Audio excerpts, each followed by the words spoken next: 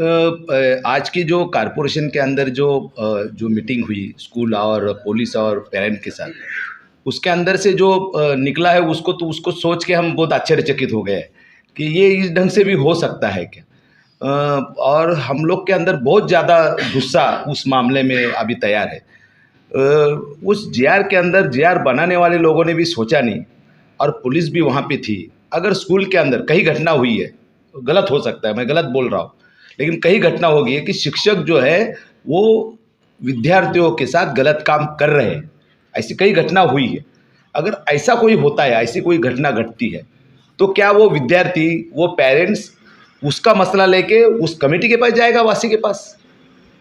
क्योंकि उसका लैंगिक शोषण है। मतलब अगर वो वहाँ पे सेक्सुअल हैरेसमेंट भी अगर बच्चों के साथ होता है तो आप उनसे एफआईआर नहीं दर्ज करवा सकते हैं। आप एफआईआर नहीं दर्ज करवा सकते। आपको वहाँ जाना है। कहाँ जाना है? उस कमेटी के पास जाना है। वो कमेटी के जितने भी पदाधिकारी है, उस पदाधिकारी को सर्वसामान्य आदमी मिल नहीं सकता है, इतने बड़े लोग हैं। ये तो भिवंडी की बात हुई। अगर पालघर जिला में, आदिवासी जिला में कुछ बच्चों को स्कूल निकाल देती है, ऐसी घटना घटी है, वो पेरेंट्स को तो मालूम भी नहीं है कहाँ जाना है। तो ये जो शिक्षा का अधिकार है 2009 का, मुफ्त और सख्ती का शिक्षण का जो है, ये जो कानून बनाया है, इसको मोड़ने का काम, इसको तोड़ने का काम ये सारे अधिकारी कर रहे हैं, ऐसा लगता है सीधा सीधा। तो ये कानून क्या मतलब क्या है? उस कानून का मतलब क्या है? इसका कानून में अगर कानून के अंदर सख्त और कंपलसरी एजुकेशन बोला है, तो कोई बच्चा अगर बिगर स्कूल में जाते हुए घूम रहा है तो उसको पकड़ के स्कूल में लेके जाना है सरकार ने। ये काम है सरकार का। उसको तो उन्होंने छोड़ ही दिया। वो तो छोड़, ये मामले में से तो वो उसका तो उस बच्चे का शिक्षा का अधिकार ये छीन रही है, ये स्पष्ट रूप से। और उसको न्याय, वो बच्चे को न्याय लेने के लिए इतने बड़े जगह जाना है उस बच्चे को। मतलब एक तरफ ये सरकार, केंद्र सरकार का कानून है, ये सरकार बोलती है कि इस देश के सारे बच्चे 6 से लेके 14 तक के सारे बच्चे पढ़ने चाहिए, कंपलसरी पढ़नी चाहिए, उनको मुफ्त में शिक्षा चाहिए, देनी चाहिए। और दूसरी तरफ ये शिक्षण संस्थाएं उनको अगर उठा के बाहर फेंक भी देती है तो सरकार के पास कोई जवाब नहीं है। ये इन लोग हाथ पे हाथ धरे बैठे रहेंगे। बच्चों को न्याय दिलाने के लिए अगला कदम क्या रहेगा आपका? क्या बिल्कुल हम लोग सारे गुस्से में हैं, इस अधिकारियों के इसके गुस्से में हैं, क्योंकि ये अगर अपनी जिम्मेदारी झटक रही है तो जनता अपनी जवाबदारी जो है, जिम्मेदारी झटकेगी नहीं। हम हमारे शिक्षा सुधार समिति के तरफ से ताबड़तोड़ आज एक मीटिंग करके हमने एक डिसीजन लिया है कि ये जो सारे बच्चे जो स्कूल से हटाए गए हैं, उसके अंदर ये 6 ही बच्चे नहीं, ये हमारे सामने एक लेटर पड़ा है, उसके अंदर एक बच्चा 1.5 साल से स्कूल के बाहर है। उस पेरेंट्स ने 2021 में 22/12/2021 में तकरार की है कि डोनेशन मांगा है, मैंने दिया नहीं, इसलिए मेरा बच्चा को स्कूल से हटाया गया है। 6 महीने के बाद में हटाया गया है। उन्होंने सारे ऊपर लेवल पे लेटर लिखे, वो सारे लेटर कारपोरेशन में आके पड़े हैं और उसके ऊपर 1.5 साल से कोई कार्रवाई नहीं हुई। ये जो बोल रहे हैं ना कमिश्नर कि तुमको अगर पढ़ाने की ताकत नहीं है तो हमारी गवर्नमेंट की स्कूल पड़ी है, हम लोग फ्री में एजुकेशन देंगे। भाई साहब, हमारी ताकत है बच्चों को पढ़ाने की, लेकिन हम जो कमाते हैं वो शिक्षा संस्था को बड़ा करने के लिए, गब्बा करने के लिए नहीं कमाते। हमारा सोच ऐसा है कि गवर्नमेंट ने तय किया है शिक्षा का फी किस ढंग से होगा, उसी ढंग से उस स्कूल ने शिक्षा फी तय करनी चाहिए। वो शिक्षा फी जो उन्होंने तय की है वो गलत तरीके से तय की है, इसका हमारा विरोध है। हम वो ट्यूशन फी देने के लिए, उनकी फी देने के लिए तैयार है, लेकिन उसका तरीका गलत है। उन्होंने जो फी लगाई है वो गलत तरीके से लगाई है, उसके ऊपर सही ढंग से फी लगाओ। इस भिवंडी शहर का हर पेरेंट्स हंसी खुशी फी देने के लिए तैयार होगा।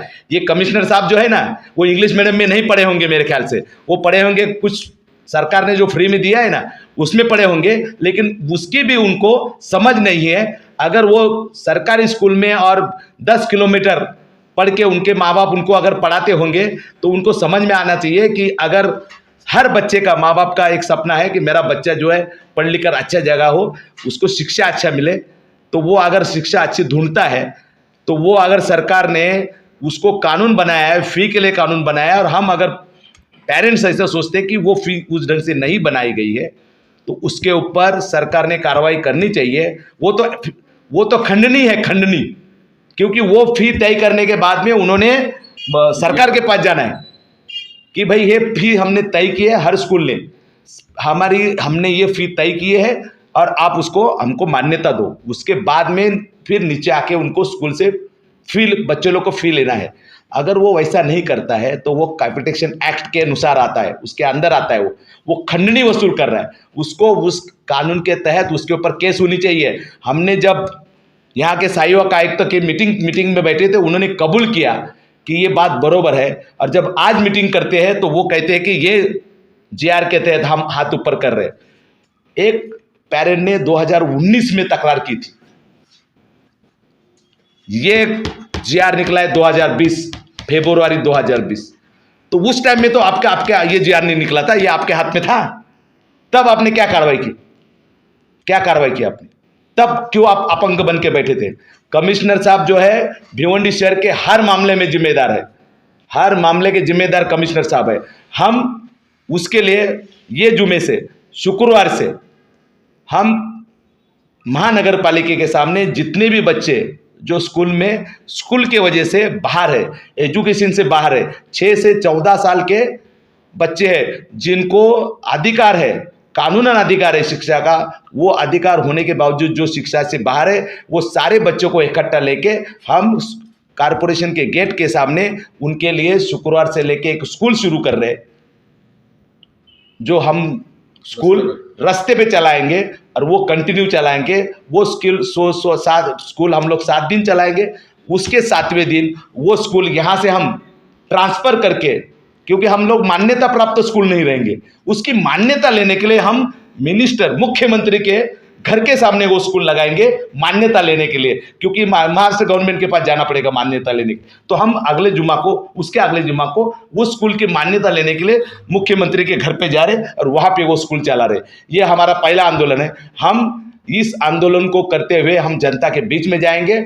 मुझे बिल्कुल विश्वास है कि जनता अगर फी भी भर रही है, पेरेंट्स अगर फी भी भर रही है, तो अपना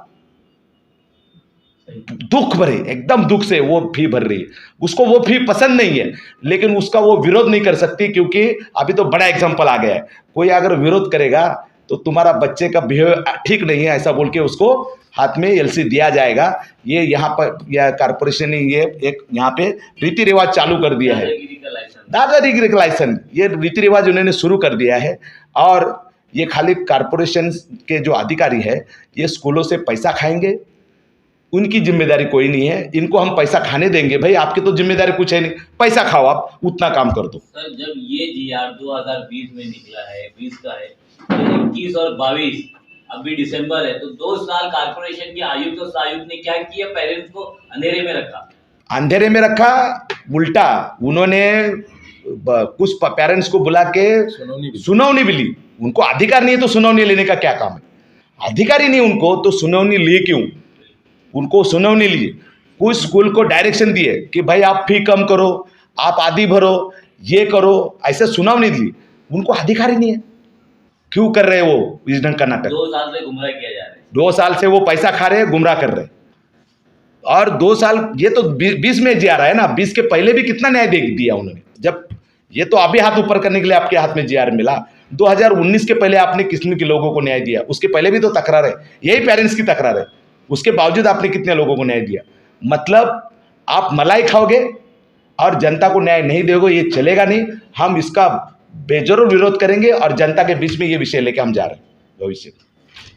एक्सप्रेस न्यूज हिंदी पर वीडियो देखने के लिए करें लाइक, शेयर और सब्सक्राइब। बेल आइकन दबाना ना भूलें।